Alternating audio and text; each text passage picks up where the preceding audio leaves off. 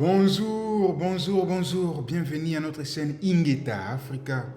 Aujourd'hui, nous allons parler sur un sujet. Le panafricanisme n'est pas une religion. Pourquoi j'ai dit ça? Parce qu'il y a une confusion, les gens pensent que le panafricanisme c'est une nouvelle religion qui vient concurrencer les religions actuelles. Non, le panafricanisme œuvre sur beaucoup de choses, y compris l'aspect spirituel. Le panafricanisme œuvre sur l'aspect politique. Et vous allez voir, il y a des militants panafricanistes politiques comme Kémy Séba, Nathalie Yamb. Le panafricanisme œuvre sur l'aspect même sportif. Vous allez voir des dirigeants sportifs avec vraiment un esprit de redonner l'honneur et la gloire à l'Afrique, comme Samuel Eto'o. Le panafricanisme œuvre sur l'aspect changement de mentalité que moi je prône et c'est ça ma mission. Donc là, la mission, c'est arriver à changer la mentalité des Africains, surtout de la nouvelle génération. Parce que moi, je me dis toujours que même quand les colons sont arrivés, ils n'étaient pas à mesure de changer la mentalité de nos vieux, des vieillards, des vieux. Ils ont misé sur la jeunesse. Et c'est comme ça qu'ils ont construit des écoles, des centres de formation, des centres missionnaires. Parce qu'ils ont compris que pour dénaturaliser ces gens, pour les déculturer, il fallait passer par la jeunesse, par la nouvelle génération. Et c'est comme ça que le panafricanisme aussi est en train de vouloir élever la nouvelle génération avec une mentalité différente, une mentalité des conquérants, une mentalité des vainqueurs et pas une mentalité des vaincus. Parce que la génération actuelle est déjà satisfaite de sa mentalité des vaincus, une mentalité dans laquelle on se dit que tout est la volonté de Dieu, une mentalité par laquelle on se dit... Donc on a des croyances limitantes. Et tout ça, c'est des fruits de quelque chose qui a été implanté il y a 500 ans. Maintenant, quand ces mouvements panafricanistes arrivent avec l'avènement de l'ère du Verseau, ce n'est pas une nouvelle religion. C'est juste un éveil de conscience des Africains qui doivent se réapproprier leur identité, se réapproprier leur culture, se réapproprier leur tradition, donc se redonner la gloire et la fierté. Donc, par exemple, arriver à faire changer la mentalité de l'Africain pour qu'il arrive à se dire que non, je suis un Africain, je suis fier de l'être, je suis fier de mon nom, je suis fier de la couleur de ma peau, je suis fier de ma tradition africaine, je suis fier de ma culture africaine, je suis fier de ma croyance africaine. Je n'ai pas besoin d'aller copier chez les autres parce qu'en copiant chez les autres, je suis en train d'exprimer que je me sens inférieur à eux et qu'ils sont supérieurs à moi. Mais bien sûr, ça, ce n'est pas leur faute. On a appris à la génération actuelle de croire comme ça. Et quand vous savez, ils croient comme ça, mais ne sachant pas pourquoi ils croient comme ça. Non, c'est comme ça que mes parents m'ont appris. Les parents aussi, moi aussi, c'est comme ça que mes parents m'ont appris. Et aussi, c'est comme ça que mes parents m'ont appris. Mais en arrivant quelque part au départ, il y avait les premiers parents qui avaient refusé. Et maintenant, le mouvement panafricaniste, c'est un mouvement qui vient redonner à l'Afrique sa gloire. Cette même gloire qui avait créé des grands royaumes et des grands empires, cette même gloire qui avait créé une grande civilisation comme la civilisation kémète ou égyptienne, cette Afrique qui fut le berceau de l'humanité, cette Afrique, l'Afrique qui a créé l'écriture, cette Afrique qui fut le premier à créer la médecine, des technologies, donc le berceau des sciences. Maintenant, nous avons des gens qui sont en train de militer dans tous les angles possibles. Bien sûr, nous comprenons que vous supportez tous les autres angles et ça fait mal quand quelqu'un remet en question votre croyance. Ça, on comprend, c'est naturel.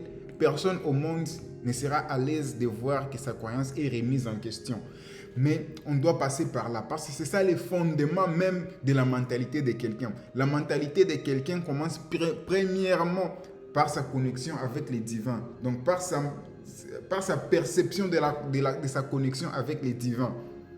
Parce qu'en étant bébé, quand tu es encore dans le ventre de ta mère, tu n'as pas encore d'influence, tu n'as pas encore de croyance, mais tu es encore connecté au divin. Et tu as tous les attributs du divin. Donc, tu es visible mais invisiblement, comme le divin. Tu es caché, mais on sait que tu existes. Tu te manifestes par la création, la maman qui est en train, quelque chose est en train de grandir. Donc tu es 100% divin. Mais en venant maintenant, tu commences à subir des influences. Et ces influences seront sur base de là où tu vas grandir. Si tu es en Inde, tu vas subir l'influence de la culture indienne. Si tu es en Israël, tu vas subir les influences de la culture juive. Si tu es dans le monde arabe, tu vas subir les influences de la culture arabe. Malheureusement, si tu es en Afrique, le normal était que tu puisses subir l'influence de la culture africaine, mais non. Encore, tu commences à subir l'influence d'une culture qui n'est pas ta culture. Maintenant, ça entre en désharmonie avec ta nature pure, ton image pure de Dieu. Ton image pure, c'est cette image qui était en toi quand tu étais encore dans le ventre de ta mère. Parce que tu étais encore à l'image pure de Dieu. Maintenant que tu sors, on te dénaturalise, on te transforme. Maintenant, le mouvement du panafricanisme, c'est un mouvement d'éveil de conscience. D'éveil de conscience et d'élévation spirituelle, d'élévation de conscience, d'élévation sur tous les angles possibles, avec comme objectif rebâtir une nouvelle génération d'Africains. Parce que la génération actuelle d'Africains, moi je me dis parfois c'est un cas désespéré parce qu'ils n'arrivent pas à comprendre les problèmes qui existent. Ils sont déjà satisfaits de ça et je ne les condamne pas. C'est juste un fruit de tout ce qui s'est passé. Moi-même, je ne m'exclus pas. Je suis aussi un Africain. Alors, le panafricanisme n'est pas une religion. C'est un mouvement d'éveil de conscience, de remise en question, de changement de mentalité. Et moi, je crois que c'est important. Si j'avais le pouvoir de parler avec les 54 chefs d'État de tous les pays africains, j'aurais demandé, chers chefs d'État, ayant au moins un ministère, le ministère des changements de mentalité, de la remise en question. Parce que chaque pays en Afrique doit changer la mentalité par faire une remise en question. Ce n'est pas possible de toujours accepter tout ce qu'on vous dit. Et ça, c'est à tous les niveaux. Même les dirigeants sont là à accepter tout ce qu'on leur demande. Mais tout ça, ça commence dès le début, dès l'enfance. Parce que nos dirigeants actuels sont aussi les fruits de tout ce qu'ils ont été depuis l'enfance. Alors, on doit tout remettre en question. Actuellement, si tu as ton enfant qui te pose des questions, ne te limite pas à lui donner juste des réponses. Non. Donne une réponse qui va pousser ton enfant à continuer à se poser des questions. Nous sommes maintenant à l'ère là où les recherches sont faciles à faire. Pousse ton enfant à faire des recherches. L'avenir de l'Afrique nous appartient. Nous sommes tous conscients et nous connaissons que nous ne sommes pas fiers de la situation actuelle de l'Afrique, mais sommes-nous assez naïfs de continuer à penser que nous allons continuer à utiliser les mêmes formules espérant qu'un jour ça va changer? Non. Si ça doit changer, nous devons changer les formules. Parce que si tu utilises la même formule, tu vas arriver au même résultat. 1 plus 1 sera toujours égal à D. Si tu veux que ça puisse être égal à 3, tu dois ajouter un autre 1, ça devient 1 plus 1 plus 1. Donc tu dois changer de formule. Et le panafricanisme est un mouvement qui est en train d'apporter un changement de formule, changement de mentalité. Tout commence dans la tête, tout commence dans la mentalité. Et si la génération actuelle, les adultes actuels ne sont plus assez flexibles, nous misons sur la nouvelle génération. Que nous ayons une nouvelle génération des penseurs, des innovateurs, des inventeurs, pas des accepteurs.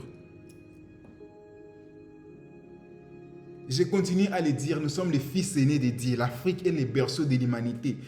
Posez-vous d'abord la question, avant que je vais finir maintenant, et posez-vous la question. Comment tu acceptes que l'Afrique est le berceau de l'humanité, n'est-ce pas? Oui, là tu n'as pas de doute.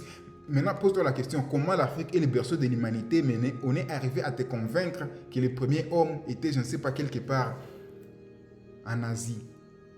Tu vois? Maintenant, pose-toi des questions. Si là, c'est pas logique, tu acceptes que l'Afrique est le berceau de l'humanité, mais le premier homme n'était pas en Afrique. Tu trouves que c'est ce qu'on t'a collé dans la tête, c'est pas logique. Et là, ça c'est juste un exemple. Donc c'est un exemple, il y a beaucoup d'autres choses là où on doit se remettre les choses en question. Pas seulement sur l'aspect spirituel, sur l'aspect religieux, sur beaucoup de choses, on doit tout remettre en question. Tu dois aussi remettre en question, est-ce que vraiment notre histoire commence avec l'esclavage et la colonisation? Non.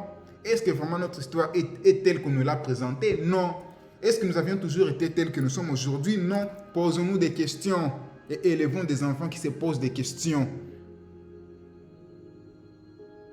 Au nom de Dieu Tout-Puissant et de nos ancêtres américains, je vous remercie. Libérons-nous. Ingeta.